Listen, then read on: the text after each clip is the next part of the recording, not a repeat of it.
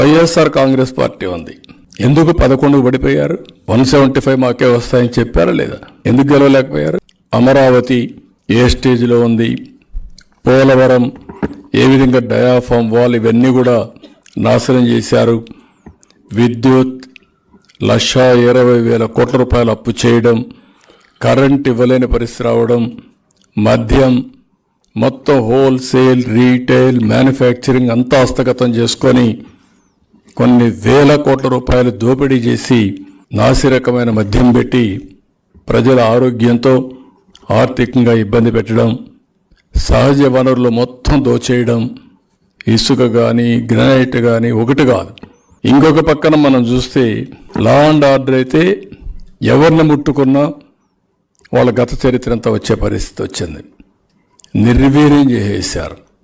ఇంకొక పక్కన గంజాయి విపరీతంగా, ఎక్కడ ఏ కేసు జరిగినా దానికి మూలంకెళ్తే వాడు గంజాయి బ్యాచ్ ఉంటాడు.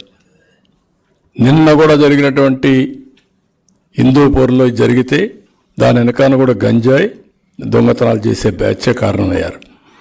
చేయని తప్పులు లేవు.